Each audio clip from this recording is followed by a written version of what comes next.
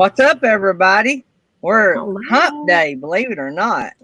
We're nearly halfway done with another week. I mean, I'm exhausted. I know Jerry's exhausted, and Felix, well, I just don't know. She's retired, so I don't know if she ever gets exhausted. I'm tired. So we have Anna Pederson sitting over here under me, and we're going to interview her in a minute. If you don't know who Anna Are is, you she kidding? is the daughter to Living Light RV, and so we're going to talk to her in just a minute. So I need to go over a few things, and I don't want anybody to panic, but we have a situation going on behind the scenes, and with all the advice that I took in, and that It's working great. I did my live last night. with all the advice that we have took in, and uh, and all the information that we've gathered, we chose to, I don't want to say protect the mods, as far as we don't think anything's going to happen there, but we wanted to reduce the exposure to the situation as much as we could. And so, with that being said, it had nothing to do with any of our mods. So, if you're not a mod, it had nothing to do with you. It's just that we were trying to reduce the spread of what's going on. I can't talk a lot about it right now.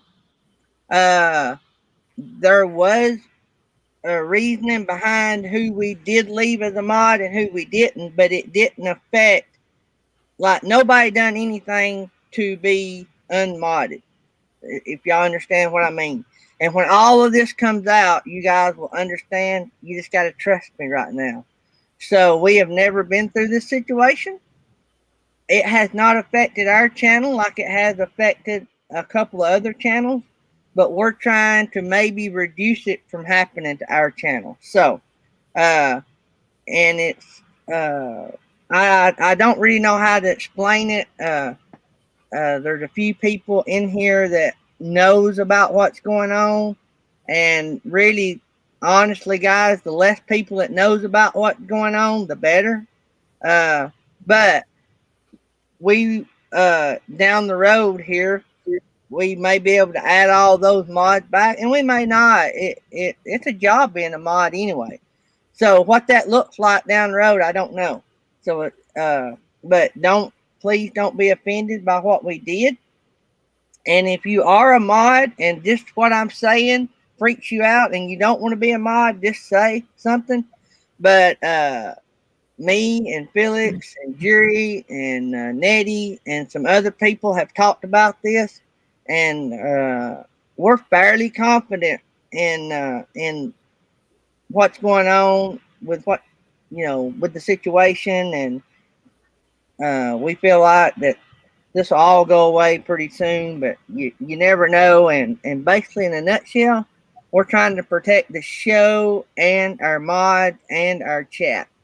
So, not, I don't want to say protected from like some harm, but I don't want this to affect your channels or anything. So, that's really all I can say about it. Y'all know I love you guys. I didn't have not one mod that I did not want. You know what I'm saying? I loved all you guys, still do. You just have to trust me that we made the best decisions that we could, and that we were doing it in the best interest of the show. So we're not going to talk about it on the chat because that just feeds the beast. So if you guys have any more questions, I can't answer many questions because of the situation. And like I say, when it comes out, you'll know why. But and it has nothing to do with anybody in our community that we know of. So with that being said, we're going to have fun, and the show goes on. And like I said, we're not directly affected by this. We're just trying not to be directly affected by this. So, and I bet Anna has heard stories like this from her mom and dad before. And as big as they are, as big a channel as they are, stuff like this just happens. So, Anna, did you mute yourself? Okay. I just wanted to make sure I didn't it was a little greasy. Yeah. But anyway, so we're going to have fun, and we're going to go on, and I hope that is enough information for you guys to understand. And you guys know me, and you know that I wouldn't do anything irrational or crazy. So, thanks, Mary Jones. I love the vote of confidence. So, uh, anyway, so let's see who all's in here. I'm gonna go. I may miss it just a little bit. I'm gonna go off of my, and it looks pretty close. I'm gonna go off of off my phone, and who come in first because my StreamYard is a mess when it starts jumping. So Jerry Holly, Thrifty Angela, this is our autism garden. Bob's Adventure, Happy Place Camping, Rev Tommy, I mean, Mel Nettie Living Free Zip Codeless, Meemaw Matters, Mary Jones, Artist on the Road, Traveling Salvation, Weekend RVing, Honey and Me,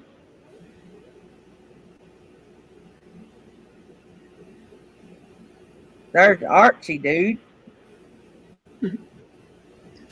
Good morning, coffee drinkers. That's a greeting right there now, folks. I'll drink to that.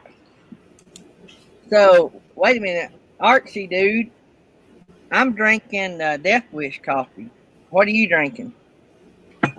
It says it's the world's strongest coffee. Don't do anything for me, but then again, I need a lot of help, and there's a lot of people that can't do anything for me. So, let's see here. Brianna Elizabeth, hey. I'll get down through here and greet everybody here, and then we'll get the party started. Mm-hmm. Our epic RV adventure. Good morning, guys. Great party last night. Not only because I won the very first prize, that is 2 monetization parties where I won the very first prize. I won the very first prize on Blue Wave Odyssey party. So, how cool is that? I like going to these parties. Shanna Craft is in the house, Honey and Me. Van Vita. Don't forget, guys, tomorrow Van Vita will be on our show. Camping Therapy is here. I am fixing to tell you who Miss Anna is, Camping Therapy. His Way Homestead. Hey, His Way Homestead.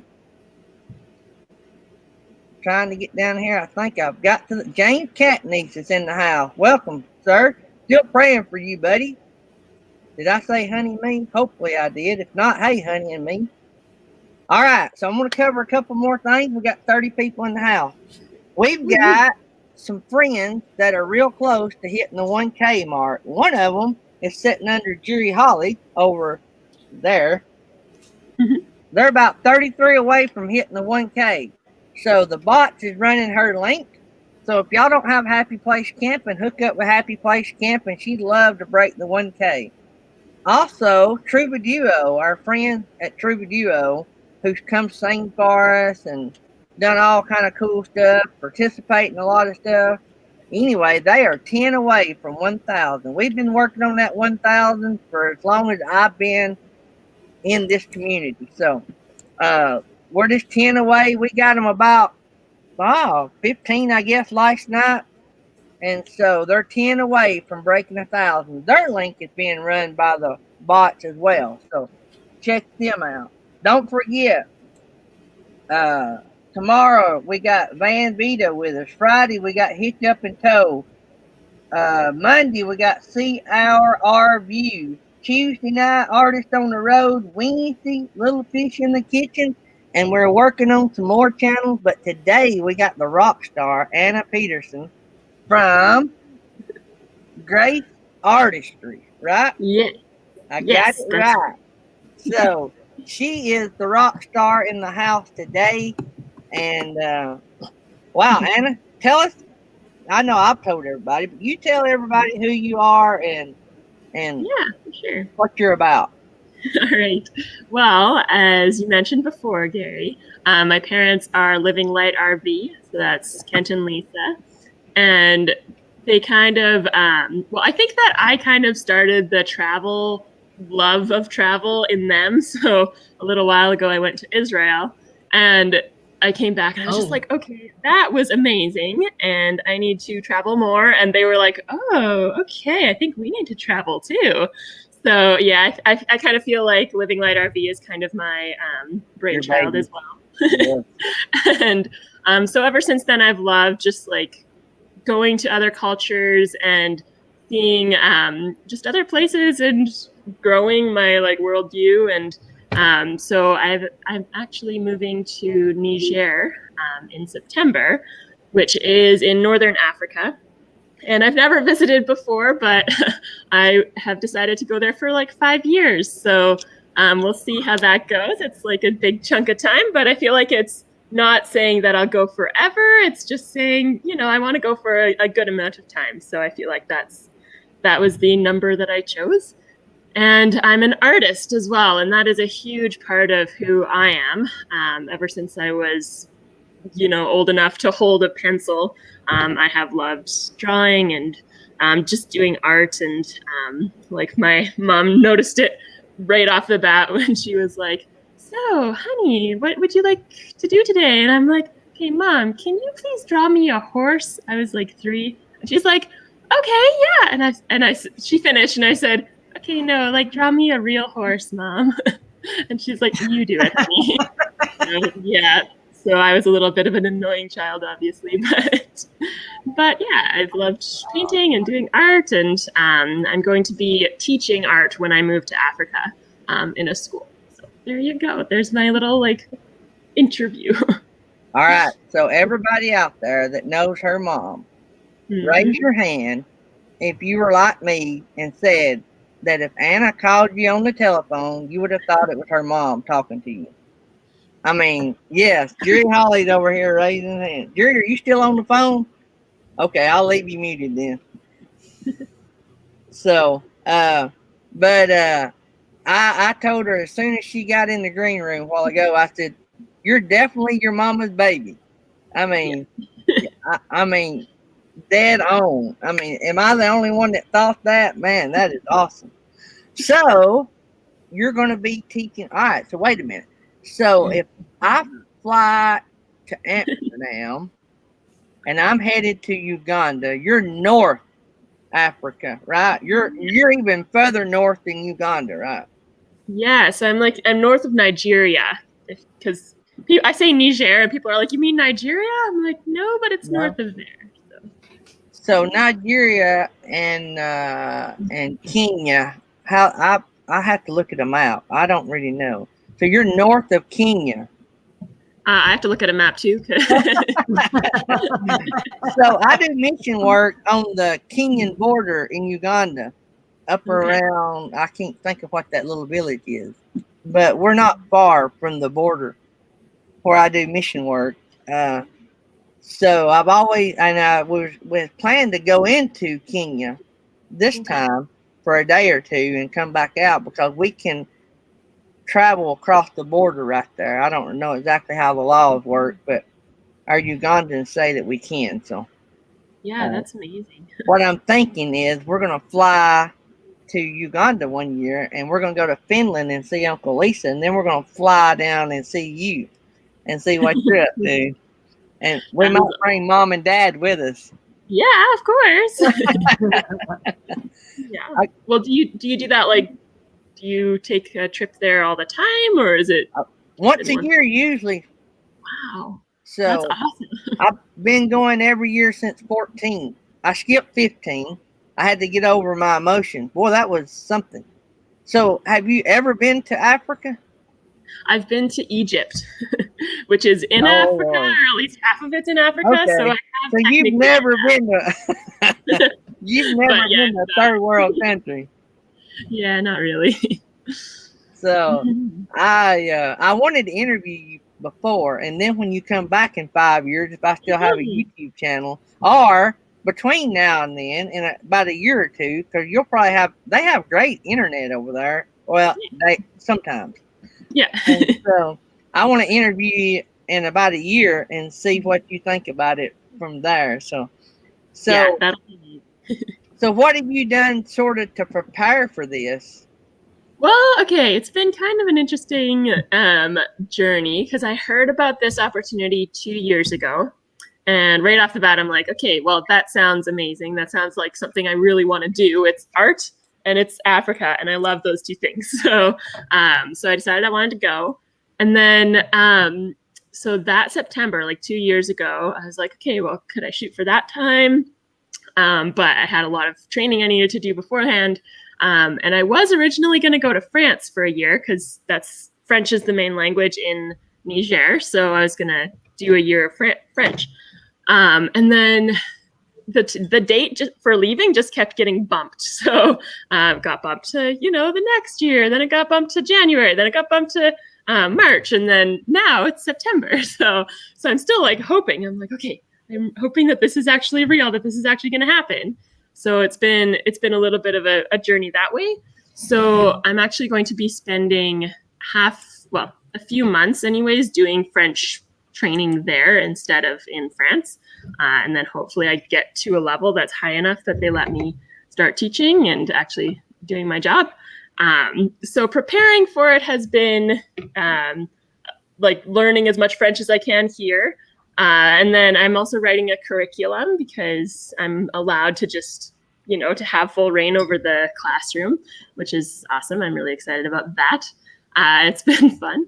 And just now it's like downsizing. So like mom and dad's channel, Living Light RV, is all about that. So they're kind of giving me some tips. And I'm like, okay, help me do this. How do I downsize? Yeah. And yeah, like you accumulate so much stuff over the years. Like I'm not even that old, but I have so much junk that I need to get rid of. So that's been a big part of it. So in Uganda, all the kids speak English. Yeah. They speak both. Well, there's like a million different languages. Yeah. And that's all over Africa, but in Uganda it's really bad. You may go up to one village 10 miles down the road and they speak something totally different. And Lugazi, they speak my mind just went blank. Lugant, I can't think right now, but anyway, there's several different dialects right there around Kampala. You liable to run into a million different people speaking 20 different languages. Wow. But they all speak English, nearly all of them. You get out into the bush, and you'll learn all about that. But you get out into the bush, they don't speak English. Yeah.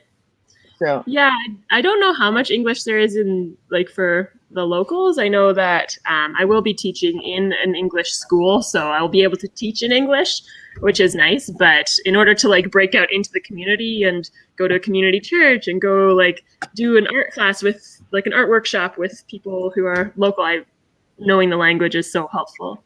But they also speak Hausa, so they speak French and Hausa. Those are the two main languages. And I heard that everyone knows both of those. So as long as I learn one of them, that's good. Yeah, I will about bet you that a good portion of them knows English as well. So yeah, I figure you'll be able to survive. So yeah. Just to throw this out here, when you get settled and in your church and y'all have some projects you want to do, you have to come back here and tell me about it, because we run a nonprofit organization called Dirt Road Missions. And since I'm not being able to travel, of course, I'll be able to travel by the time you're able to travel. Yeah. But still, I might be able to help fund a project. That'd be amazing. So if you have a project over there or in your school, let us know, because I don't know that I can, not guaranteed, but at least we might be able to contribute. Yeah, we can work towards that goal. That's awesome. Thank you. Yeah, so always keep that in the back of your mind. So have you already started making communications and friends with people in that area, or did you already have friends in that area? Well, okay, it's kind of cool. Like last year, I did some training for this. So I went to a teachers conference kind of thing for people who are teaching overseas, and learned a lot of stuff there. And then I did another one that was like a send-off program and taught me stuff specifically about the organization I'm going with. So I got to meet like 7 different people that are going to be there or who are there already. So I feel like I already have a little bit of a community, and I'm really excited to like dig deeper into those relationships too. And I have a really good friend now from that time who is going to be moving to Nigeria. And she lives in Canada, but she lives in Eastern Canada. And we will be closer geographically when we're living in Africa in 2 different countries than we are right now, both living in Canada. Wow. Wow, that's amazing. So, and airplanes make it easy. Yeah. I don't know how easy it'll be after this, but I know.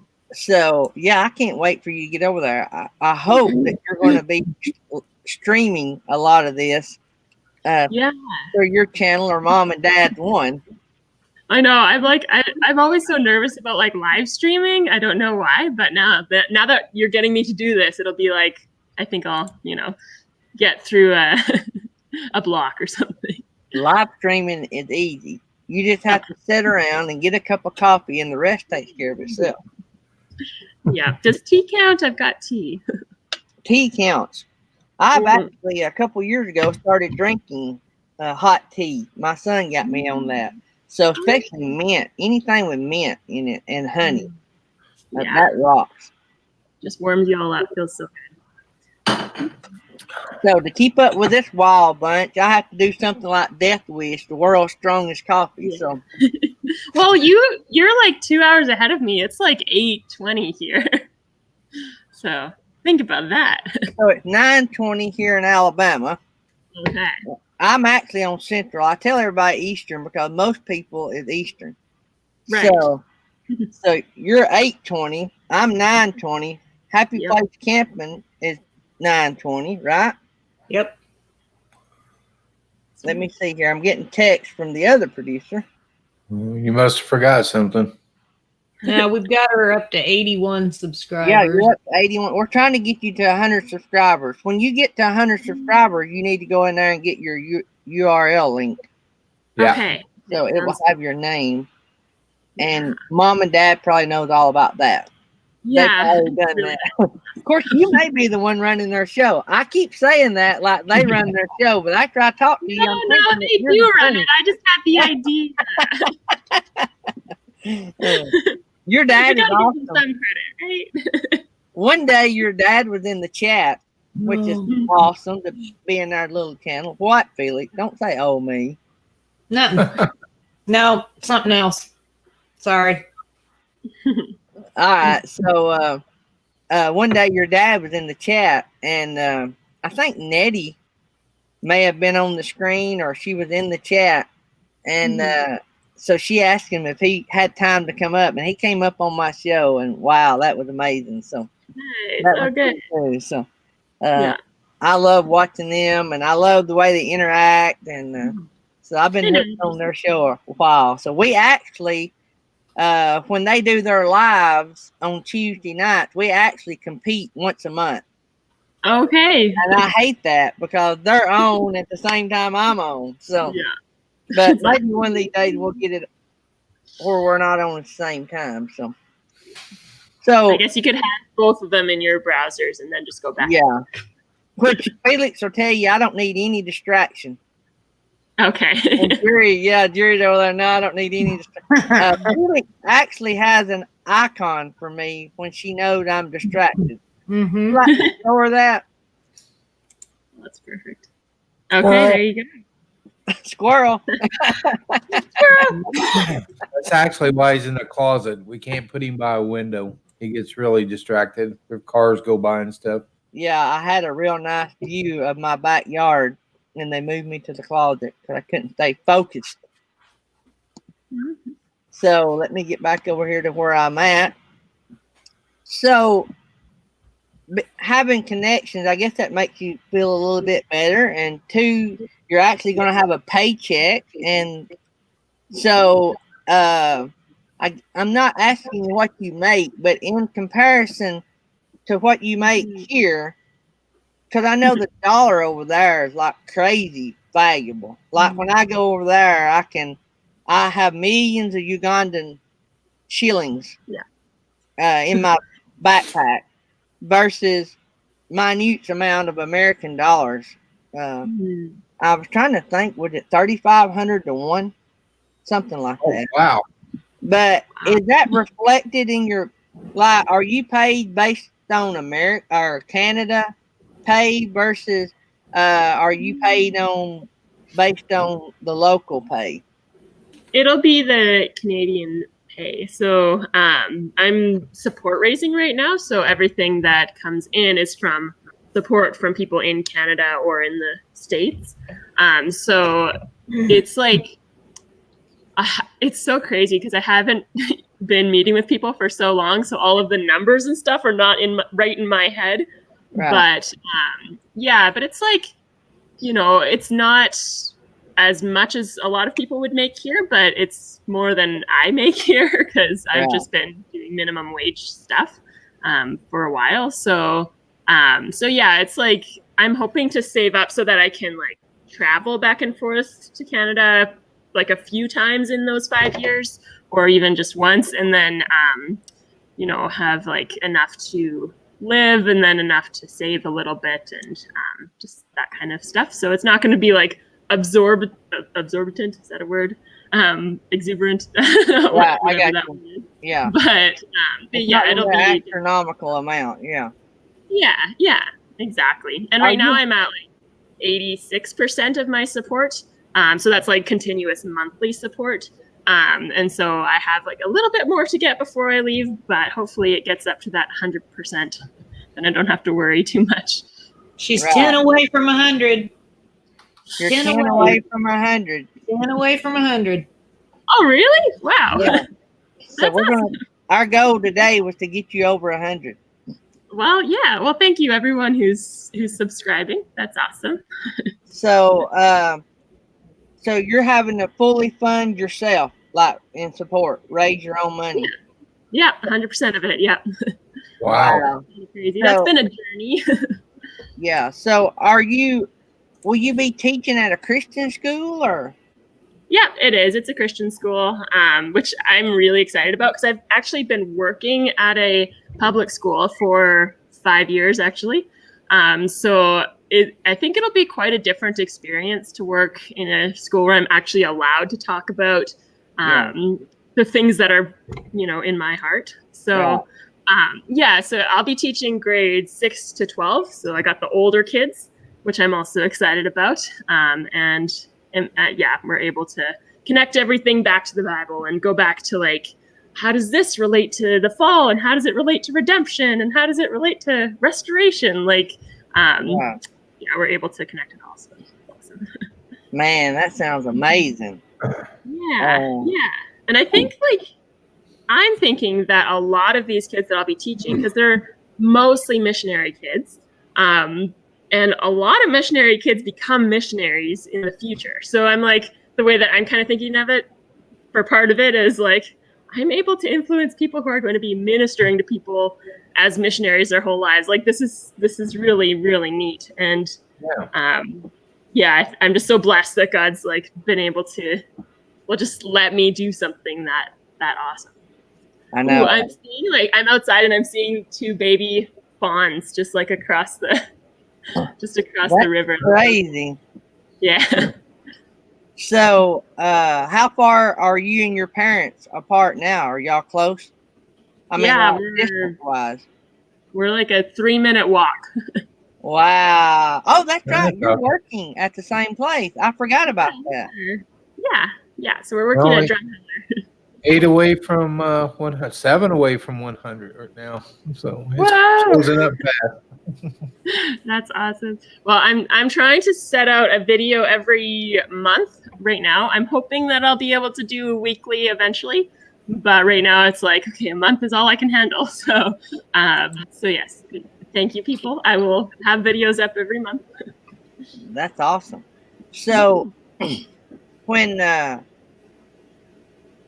had the opportunity to start doing mission work, and then I finally got the opportunity to go, my first international trip was in Guatemala, And then my pastor was with us. My whole family went to that trip, and our pastor was with us. He said, "You've not seen poverty until you go to Uganda."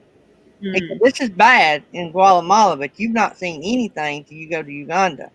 Yeah. And so I flew to Uganda in 2014, spent 18 days in the country, and I was a mess. I had never seen anything like it. So I'm gonna have to turn that off. That's Yeah, you're 3 away. 3 away. 3 away from 100. So I skipped 15 because I was so shook up with the 18 days I had spent the year before there. And wow, it was just something different. And I don't know if the area you're going to be in is anything like Uganda or Kenya. I'm going to guess yes. And because Africa in itself has very few modern countries in it. And so, but the opportunity to do that blows me away. I've told this story. When me and my wife married, I didn't want kids because I wanted to travel the globe. I wasn't big in my faith or anything back then. It was just me. Everything was about me. You know what I'm saying? And then the Lord blessed us with 2 awesome kids. And now not only do I get to travel the globe, but the Lord provides the funds. I don't even have to write the check, and our church covers the majority of it, and then our nonprofit covers the rest of it. And so you'll never be the same after this little 5-year stint. I don't think. I've never been to where you're going, but I don't think you'll ever be the same. I know. And it's going to be, I'm like trying to prepare mentally for that too. It's like, how do you even prepare for that? But I know that it's like, I've looked on the internet and then also had people tell me like it can be a very poor place in certain areas. I'm in a city, so some of it will be like more government stuff, and that'll be a little bit, not as poverty stricken. But there are people who like live in garbage dumps for their life, like that's their home, and I'm like, okay, wow, that's something that we don't experience here at all. Like, there are people who are poor here, but they have so much help from everyone that it's not the same. Thanks, Dorothy Ann, for the tip. I appreciate that. We and I know Canada and the States are a lot the same when it comes to economic status. We don't. Our country, you're at 100. Thrifty Angela said you just hit 100. Woohoo! So you broke the 100 mark. So when you get off the live, you need to go in there to YouTube and claim your URL. So it'll have your name in it. So before somebody gets it. So you can't do that till you get 100. You're at 101, RV Weekend says. So you're blowing right by the 100. So, but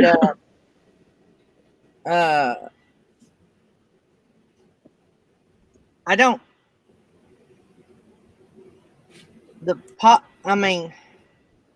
If you look up poverty, Uganda and Haiti, that's the 2 poorest countries in the world from the last research I've done. And but the happiness over there, they have something we don't, and that's joy and happiness. And I think you're going to find that. They smile all the time. They don't know that they have little. Yeah, exactly. And in the end, like, what we have is not what defines us. Over here, we want what they have, which is little. And it kills us to get to that point.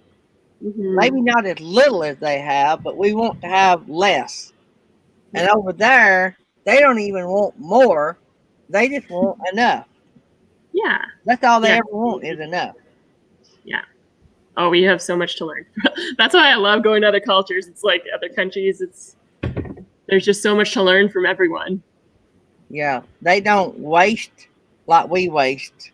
They were brought up in a different environment. Now, I ain't gonna say that everybody's like that. I will say a big majority of people are like that. There are rotten apples in every place you go, but Yeah, for the sure. churches in I have preached in all kind of churches in Uganda, and no matter the denomination, whether it be Baptist, Church of God, whatever it is, they all worship the same, nearly the same way. They celebrate their worship. They don't. It's not another day to hear the word. They celebrate the fact that they can, and we don't do that here. I don't know about in Canada. Yeah, I think it's very similar in Canada where we just take things for granted, like take everything for granted. It's like, I deserve this, and no, we just need to live each day, one ahead of the other, and realize that we're little, like, compared to the universe. And for me, like, seek God, seek what he wants us to do each day and what he wants us to say, and pray through that. Do you have a PayPal link? I don't have a PayPal, but I do have an SIM, which is the organization I'm going with. They have a link on their site. So people can donate directly to that? Can they do like one-time donations? Yep, one time or monthly. They're both super important and appreciated as well. I'll grab the link here. If you'll put that in the private chat, Felix will put it in the chat. And that way, if anybody wants to throw $5 or whatever in there. Sure. Yeah. Thank you. That will help you get more towards your goal. Do you know when they may be? I guess you're like me. You don't know. We can't fly out of the country. So. Well, actually, they, like, for Niger, they just opened the air borders, or they are, like, tomorrow or something. And so I can fly there. I'm getting someone to book my ticket right now through our travel agency with the organization. So yes, hopefully I will get my ticket very soon. And then I think it's more definite that I can go after that. So. Yeah, I'm hoping that we get some great rates on flying after this. Yeah, I don't know. It's hard to say if it's going to, like, skyrocket or if it's going to, like... When we flew to Uganda during the last outbreak, what was that they had in Uganda? You know what I'm talking about. The outbreak that a lot of the missionaries got it and they brought it over here, or they didn't bring it over here, but they were treated here. Man, what was that? You know what I'm talking about, though. It was in Africa. Yeah. Anyway, when they had that going on, we flew in. Okay. I was like, this ain't a vacation. If we're going for a vacation, we're going for the wrong reason. So if we were already, if the Lord had done laid it on our heart to go, we got to go. Now, not to say that we're going to do crazy things, but anyway, we flew in. And as soon as we landed, before we could even walk in, like when you go into another country, when you cross this certain line, you're in their country. But until then, you're in no man's land, right? So before you could cross the line, they were checking everybody's temperature. If you had a temperature, you didn't get to come across the line. Sure. I don't know what they've done with those people. I never seen, but I don't know. But we got some awesome airline rates during that. Yeah. Okay, good. Was it Ebola? Ebola, yes, that's what it was. Yeah, so I'm glad I'm the only one that takes a while to get all that. So, but anyway, it cost us usually around.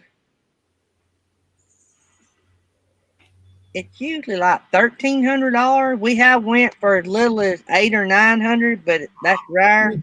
$1,300. Cause see, we fly from Atlanta to Amsterdam to Rwanda. We don't even get off the plane in Rwanda. We sit on the plane, they offload and unload, and then we fly back an hour to Entebbe, Uganda.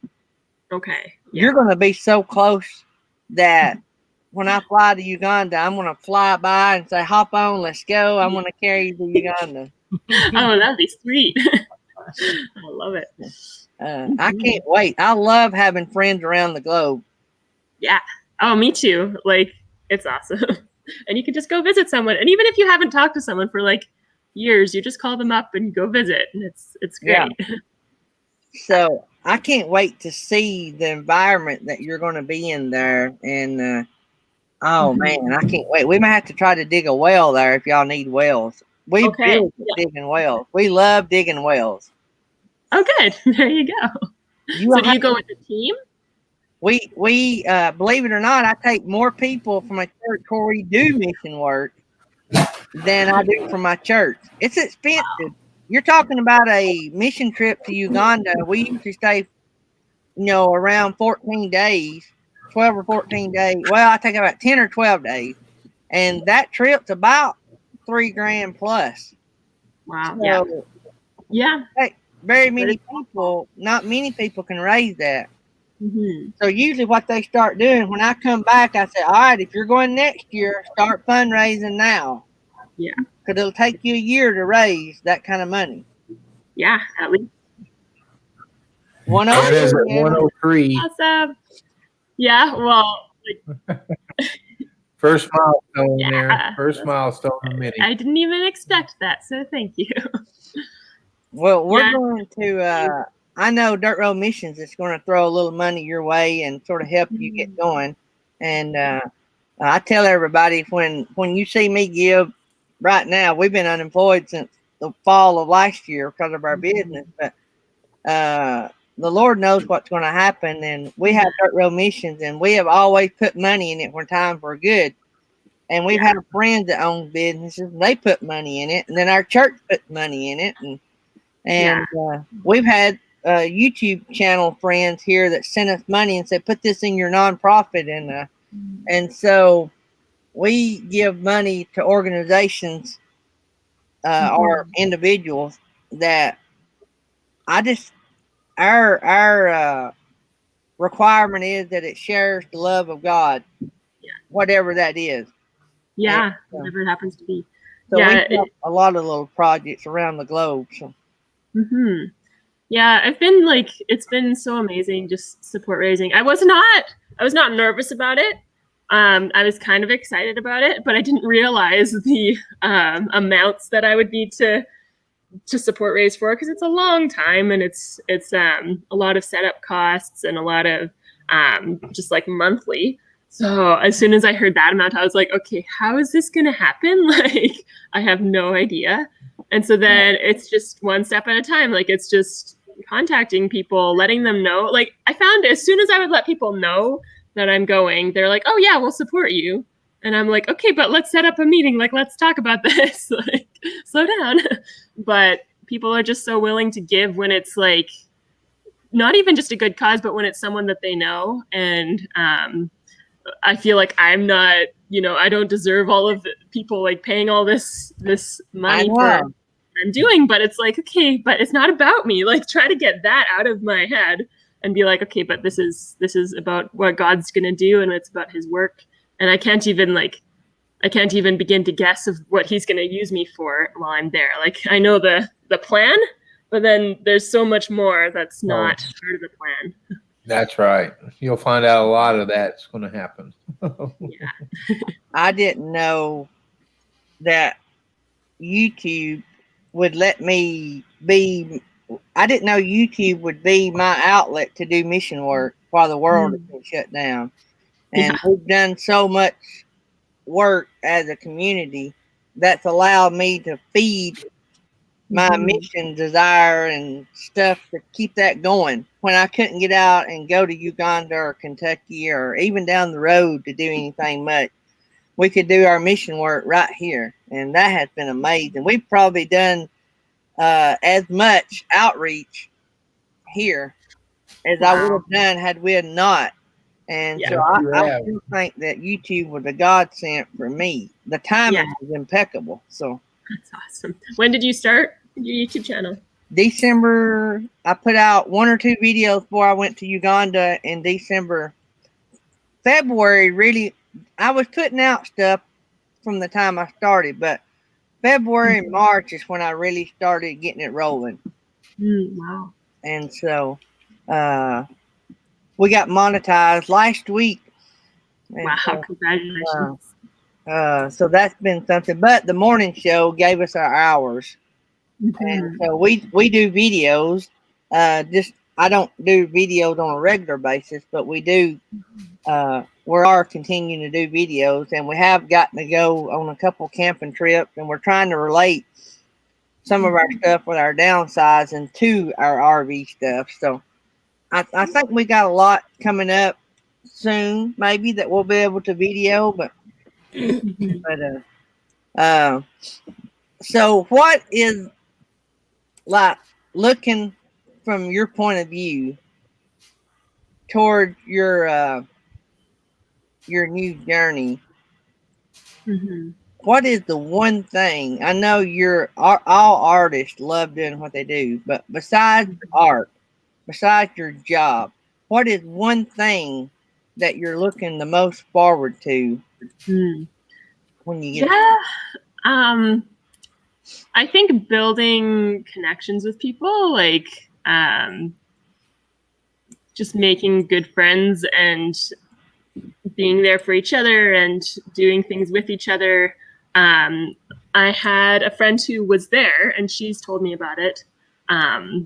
She's the one who I heard about it, about the opportunity from, and she said that every Christmas they go camping, and they just like in the middle of the hot desert, they go camping together and have a campfire and tell stories and stuff and stay up late. And I'm just like, okay, like that's what I'm excited about, other than the art part, like you said. But I'm excited to build those connections and even connections with the students. Um, yeah, just getting to know them, and I'll be able to like walk through 5 years with some of them, like if they're going to be there the whole time, and that's a good chunk of time to watch someone grow up. And so I'm really excited to get to know people. Have you thought about the day you leave to come A home? little Not leave to go there, but leave to come home. bit. No. That's always hard for me, and I only spend 2 weeks there. Yeah. Oh, that'll be interesting. I don't know. Like, we plan 5 years ahead, but I don't know what's going to happen after that. If I'm going to stay out there, if I'm going to go somewhere else. My guess, like from what I kind of feel, I'm probably going to go somewhere else in Africa. Maybe like my thinking is I'll go to places more and more dangerous. Is kind of the idea that I have in my head. But this is kind of the my foot in the door to getting to Africa, because Niger is actually a very open country, and they're very peaceful, and they're like, I'm allowed to talk about things, whereas a lot of places in Africa are very different. And so I think my heart is being led to somewhere that's a little bit more iffy. Yeah. Kenya is a little bit iffy. Mm-hmm. I've not been. I've got. We have a team of folks that we support and connect with. When I land, or the team lands in Entebbe, we have a team of people that we support in their communities, that they pick us up, and they are our guides. And Meemaw Matters didn't know about the URL, so they just went and claimed their URL. Good deal. But so they know where we can get by with stuff and where we can't get by with stuff. Uganda is open to the word. Matter of fact, it's wrote all over all the vans and the taxis, and the word is usually wrote all over. Because they, I don't know if it's because all of them truly believe. A lot of them do, or if it is they are luring in missionaries to take their taxis. I don't know, because I know that not all of them practice what they say they believe. You know what I'm saying? Like, they're totally opposite of what, but also they have traditions.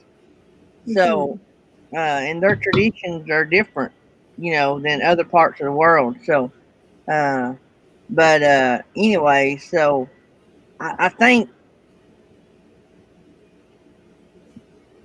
being a Christian in those places where you're able, like Uganda, you're able to freely talk about it. You get down to the Congo border, those are areas where you're truly putting your life in the Lord's hands, because that's not accepted. You're more into the bush, and that is very, very dangerous. I need to send a text right now.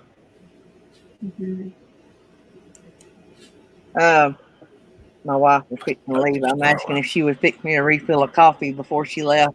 My son used to always do this, but I'm gonna have me a coffee maker in the new. I have a coffee maker. I'm gonna have it set up in my new studio. Nice. So, but I've always, and I don't know what it is. I sort of sensed in your voice. You want to go where man says you can't go, but God wants you to go. Yeah, exactly. And I have that desire. That's one reason, Kenya is not really open. Kenya is a dangerous country. Haiti's pretty dangerous. And I don't know if, I've always wondered if it was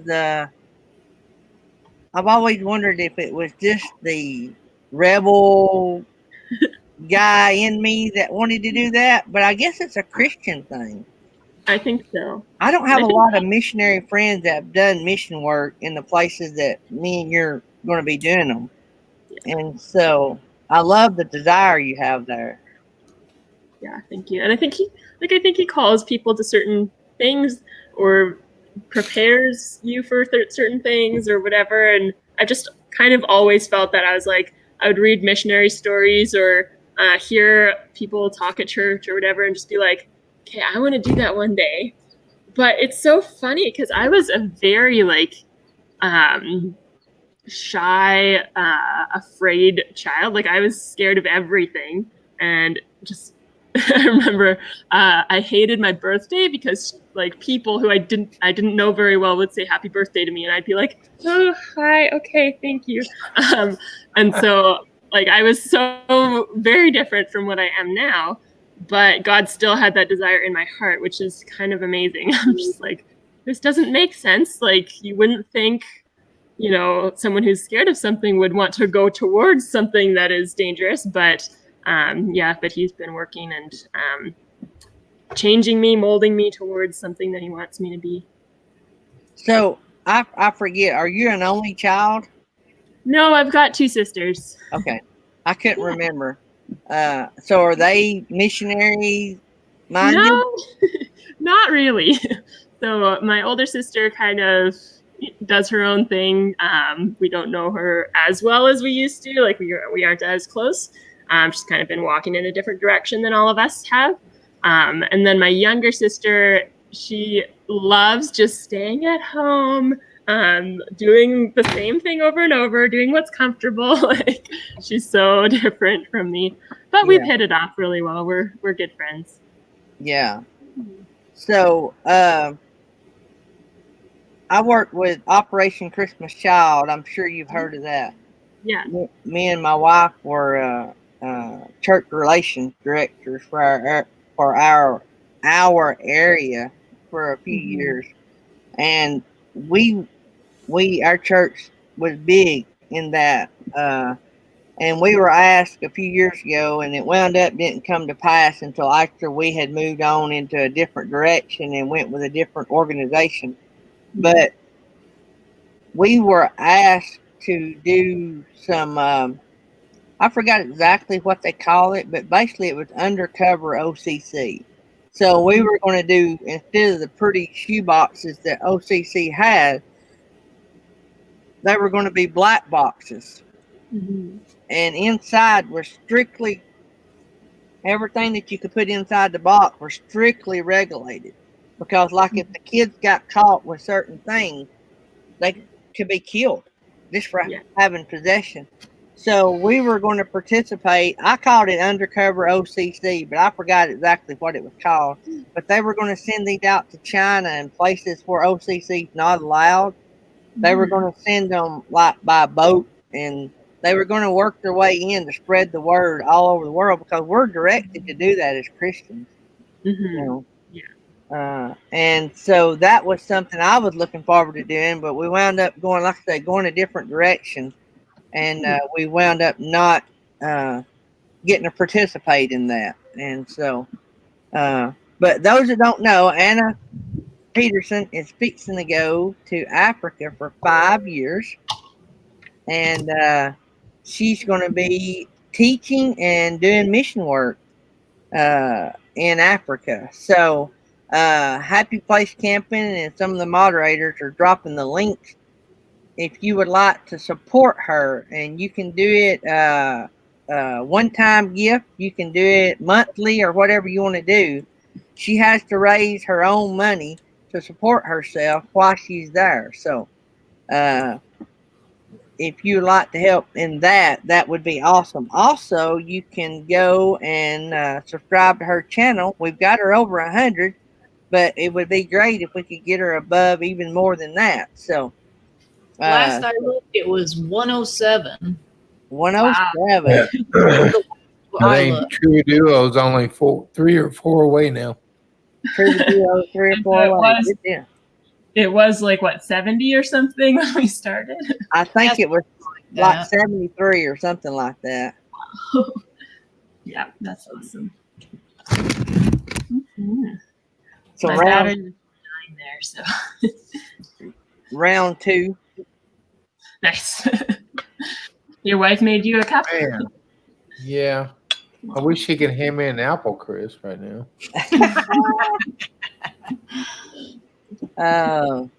So when you say you're 80% of your fundraising, is that for the whole 5 years or just for the first year? Yeah, so it's like a monthly donation. So I've had people either pledge to give monthly or people who have started already. So yeah, 86% now of people saying that they'll give these amounts. So you never know what's going to come if things happen and people are no longer able to give, or right. maybe more people will join. Like you can never say, but that's it right now. And there's a part of it that's just faith too. It's like I have enough right now to go, and I just have faith that it'll come in as I need it. And yeah, whether it's through just one time. You know, if you ever get in a tight, you can just call us and get on YouTube, and we will make it happen. Wow, Betcha. you guys are amazing. Thank you. So never get in a tight. I can speak from firsthand. It will help you if possible. Wow. So we want to make sure that you keep going, and we know you got a good heart for this, and we know your mom and dad, and they would come over there and whoop you if you didn't do a good job, and so they would straighten you out. Well, yeah, that's another part of it. It's like with people giving, I feel like a little bit more just responsibility too. It's like, okay, this is other people's resources, so I need to do what I can with that and not waste my time. Yeah, but I mean, you got to live. The money we give helps you to live and be over there, and so what you do with it is totally up to you, because you have to live and survive while you're there. You know, and you being a part of the community, whether that means buying stuff and having all the girls from your class to come over and have a sleepover, that's part of it too, you know. Yeah, and that true. requires money. Yeah, it does. You know? Yeah, I'm thinking with art supplies for teaching too. I'm like, I want the kids to have at least, you know, semi good art supplies so that we can do what we need to do with it. And so I'm thinking that is a future project as well. Like we could raise specifically for sketchbooks for the kids and things like that. So I'm excited to start digging in there and doing those kind of projects. Wished I knew you needed art supplies. Well, it costs more to ship though, Jerry. You have to buy them there. Well, I'll send you some money to buy it over there when you get there. Oh, that's perfect. Thank you. So, Roasters Marketplace. Yeah, I will. We have got Van Vita coming on tomorrow, but we don't have anybody for the 6th, do we? Felix? I don't have anybody wrote on the 6th.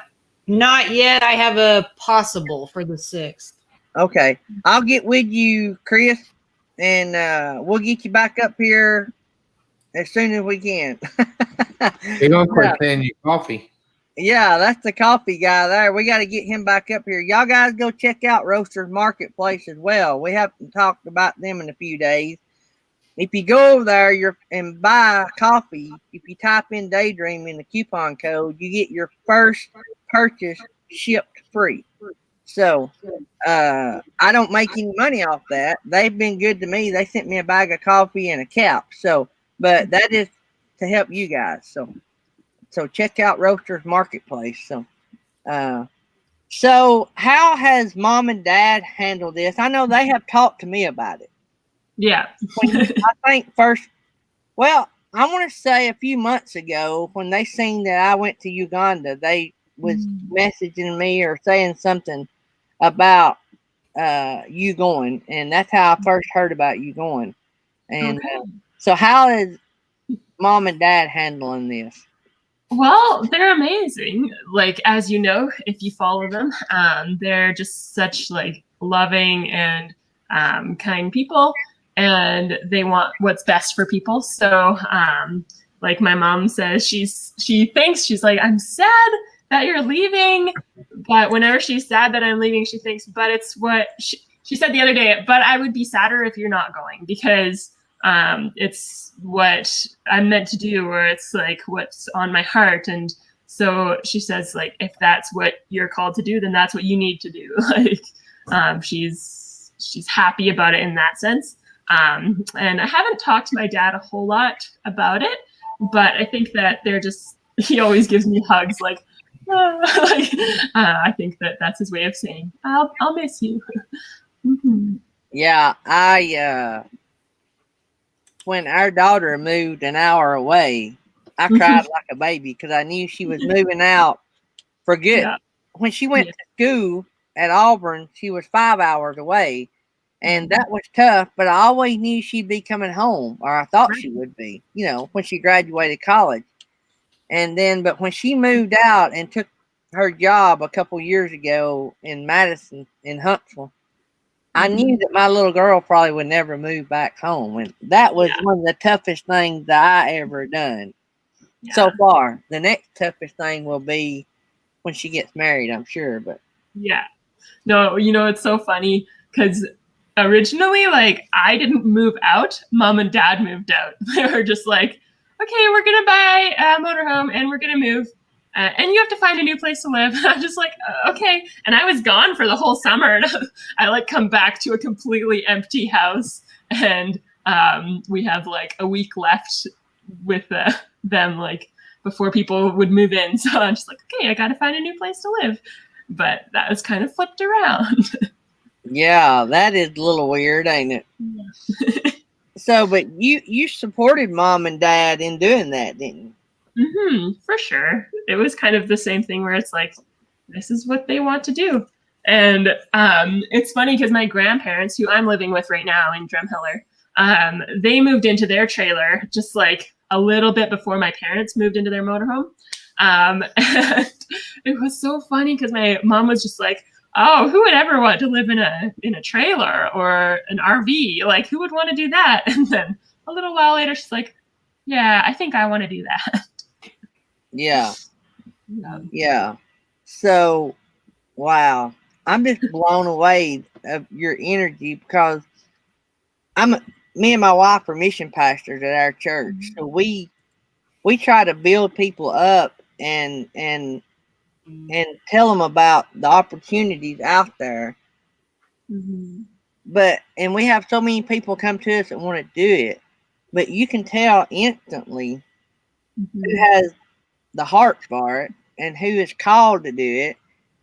Everybody's called to spread the word. Let me rephrase that. I really feel like everybody's called to do mission work in some form or fashion. Not everybody may be called to go to Africa, but you can tell by talking to you, for one, that you've really prayed a lot about it. You're prepared for it, and your words dictate your words let me know that by the way you talk, and I think that is truly amazing. That I think you're ready for what you're fixing to go on, and I know that's going to be a tough. You're going to be surprised with some stuff, but I honestly think you have your head on straight, and I think you're mentally prepared as well as you're getting financially prepared. So I think a lot of people in the chat are saying the same thing, and so Yeah, it's been like, I'm really thankful for these last few months because I was going to go in March. Like that was pretty definite. I had things booked. And then with COVID coming, then I'm like, okay, well, I guess I'm not going. And that's completely out of my control. And so I think that I was like, my head was kind of like, just, I have to get this done, this done, this done. It was like about the list and not about like, am I ready to go? And so now with these extra months, I've actually had time to think about it and just prepare a little bit better, I think. So I am thankful for that, even though it was not part of my plan. yeah. So you're living with your grandparents, right? Yeah. Yeah. So I'm working at a campground with my mom and dad. They're working and my grandpa's working here as well. So you're living with them in their RV? No, we actually have staff housing. So their RV is parked. Oh, I got you. So that's what one of the questions was you living in an RV while work camping? So you're living in staff housing. I got you. Yeah. So I had a question it just left my mind there. Oh, I know what it was. So when you get over there and get established, we, if you want, you can come on every now and then and we'll tell people your updates and we can help you raise more money. So not necessarily have a fundraiser for you, but we will drop your link.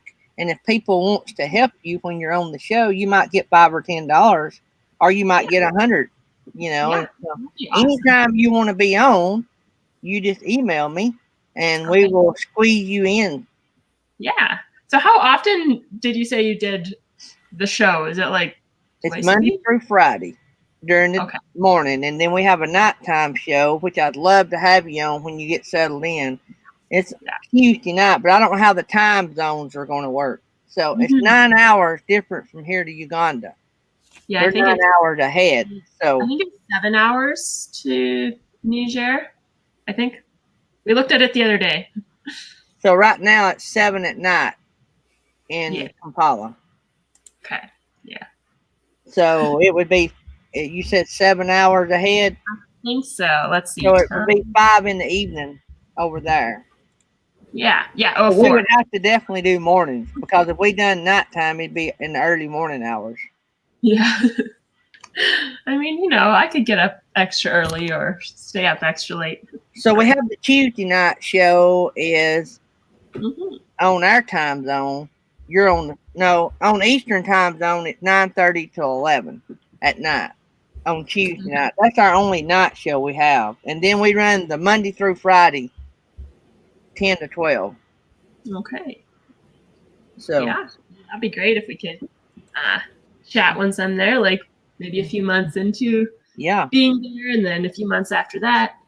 That will help you raise money, and I know that's hard, because like when I raise money for different projects, I get to go to different churches and I either preach or talk about mission. But when you're over there, and all your money is mainly coming from the States or Canada.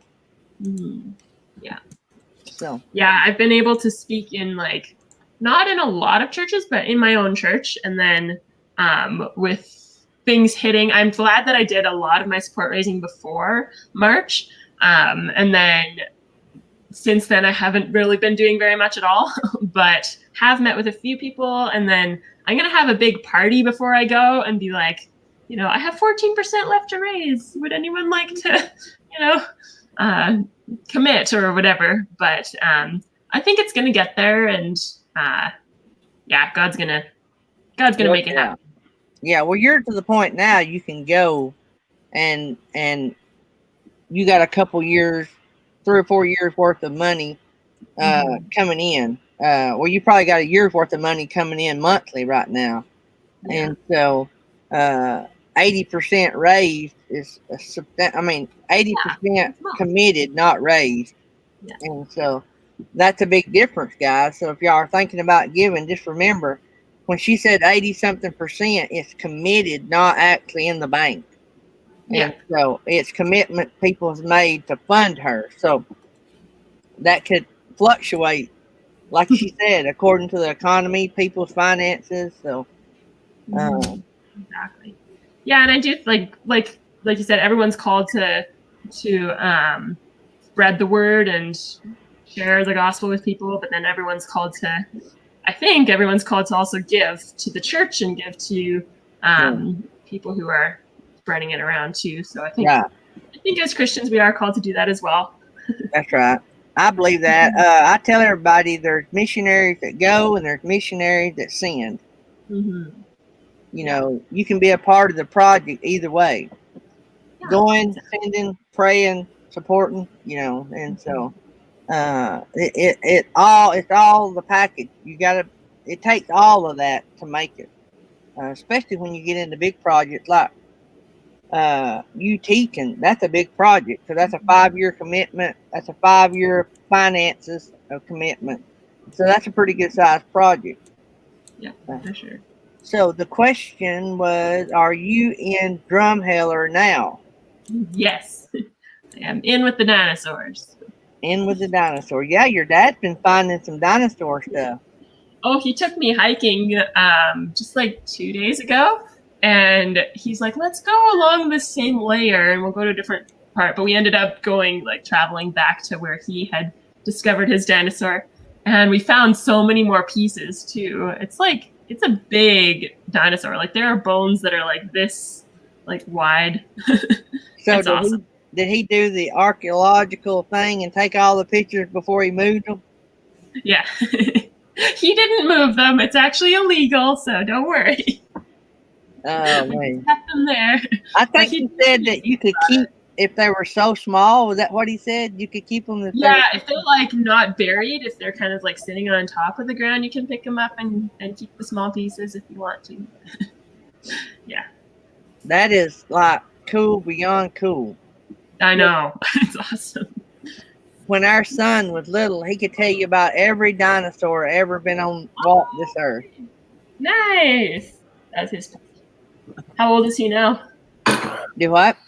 Oh, he's 20 How old is now. He's an RN. He's in nurse practitioner school, and he's a nurse at a local hospital here and in college too. So his college is all online. So he's got 2 more years, and he'll have his nurse practitioner license. So, well, that's awesome. Congratulations. So if you, I know you want to carry and share the word. That's your main thing. But if you could take something from Canada, like some kind of, I don't know, some kind of something that you guys do in Canada or some kind of hobby, what would you like to leave of Canada where you're going? What would you like to leave? If you could leave anything there where you're going, what would it be? Well, I have this idea to maybe like do a project with my students while I'm there and do murals in the city. That's kind of my idea. And we could just I don't know what they would be of, but maybe get the kids to think of ideas to point people towards God and just do big paintings on the sides of buildings. I think that is awesome. Well, you go big or go home, right? Yeah, so that could be a little bit of our. It would be a joint project, I think, because it'd be hard to just do that with just one person. But have a little bit of the school and pointing to Christ, just on the buildings through art. Using art to bless people. And I think because God is so creative and He puts a creative spirit in so many people. Probably everyone has a little bit of creativity in them. I think that He uses that and he can use that for his glory, like in a huge way. I know I've been like blessed by seeing other people's art, and like if you just see a classical painting or something, it's like, okay, wow, this is amazing, and to me it brings me to a place of worship. Right. Me and my wife was in Savannah, Georgia, a couple years ago, and we went into one of these Catholic cathedrals, and I was just blown away. Not being raised Catholic, I had no clue. I'd never been in one. Yeah. And we went into one of these, and it was amazing, the stained glass and the artwork that was done. And I'm like, I felt so insignificant. I felt like so unworthy to be walking in through that church. You know what I'm saying? Yeah. And we don't have that same sense in our churches today like they do. And when I come home, I was telling all my friends and my ministry buddies and other people, I'm like, we should have that awe when we walk in any church. Yeah. Yeah. And it doesn't have to be like the old, like 80s brown color in your church building. Like it can be, you can use people's creativity to make it something worth looking at. And not to say that this earth is so important, but God did send like instructions for the tabernacle and instructions for the temple, and he wanted it to be beautiful. Like he says, there's like a verse in there in Exodus that says, this is for my glory and for beauty. Like it's for both. And he made this earth, and we're able to look. I was thinking, like, even the poorest person is able to look at the sunset. Like he gives that to everyone. And I think it's awesome and beautiful. I got to go to Europe and see those beautiful buildings as well. And like, there's one cathedral in Germany, in Cologne, it's called, and it's huge. And it was the first like cathedral that I had seen, and I was just shocked at how big it was. Like, it's bigger than any like building that I've ever seen before, and they made it so long ago, and it was amazing. I think that because a lot of these cathedrals have been around like forever and ever and ever. Yeah. I think sometimes it's our connection to like, oh wow, this really is real. This has been around a long time. This is not some fad that we started 100 years ago. You know what I'm saying? Yeah. I think it maybe makes people connect with our past. Because our past is really, I've always said our past is our future, because if we don't take what we've been taught from our past, we have no future. And so when you walk into these big, beautiful cathedrals and you see all this stuff in these paintings, you think, wow. We went to, me and Tammy, on our 25th wedding anniversary, we went on an 8-day cruise, and we went to Belize. And we took a tour of the ruins, the Mayan ruins. That's not what I believe, but the fact that those Mayan ruins had been there since Jesus walked the earth. And they tell you that when you're walking around and you're like, these things were going on when Jesus walked the earth. And you're like, even though that is not my culture or my belief, the fact that we were walking amongst things that were going on as Jesus walked the earth, it just made the hair stand up on my neck. Yeah, that's awesome. I don't know if I don't know. I look at things different, I guess, and it makes even people that don't believe like we do tell you, oh, this was here when Jesus walked the earth. You know what I'm saying? Yeah. So. Sometimes even non-believers talk about something they don't believe. That's true. And like, our calendars are even set to BC, like before Christ. Yeah. So it all points there. Yeah. I was listening to a book by G.K. Chesterton, who lived like 100 years ago, and he said something really cool. He was like, God is like the sun. Like, you look at it and it blinds you. Like you can't look at it. It's too dangerous to look at, but it lights everything you see. I'm like, Yeah. okay, that's cool. That is cool. I'm gonna have to read that book. Yeah. So it's I think the one that I was listening to is called Orthodoxy. Really good. Wow. Mhm. So, if you could encourage, and this is going to go broad because we have Christians and I'm sure we have non-Christians, and we have a lot of good people in our chat. Some are believers and to our level, and some are not. So what I'm saying is, if you could encourage somebody to want to go and do, let's just say good, and Yeah. do mission work. Let's just say it's just a project around the globe. What would be your sales pitch as to why should just anybody want to go and do something so awesome for somebody that has so little? Well, I think that as human beings, we want to help others. I think that's just so deep in us. And when we see someone hurting, we want to help them.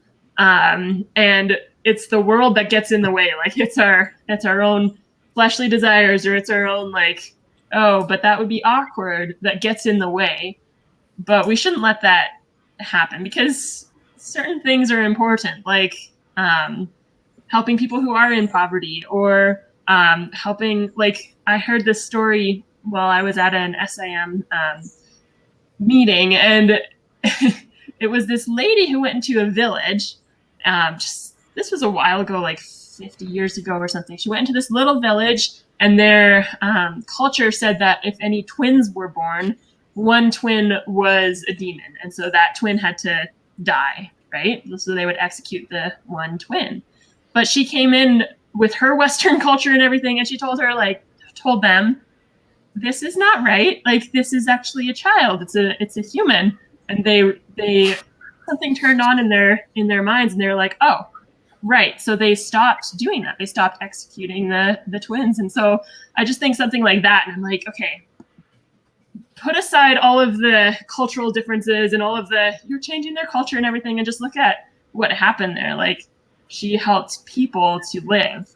And so I think that we do have that deep inside of us as humans, and we should, because because we are made in the image of God, we want to do good, and we want to love people, and we want to help. And I think that that's just so fulfilling in our hearts. And that people should look at that in their lives and say, okay, what am I doing to actually bring something to the table, help people in my life? And for some people, that is in their own house, and for some people it's in their city, and for some people it's in their country, and then for some people it is in other places in the world. And just to be aware of where you're called.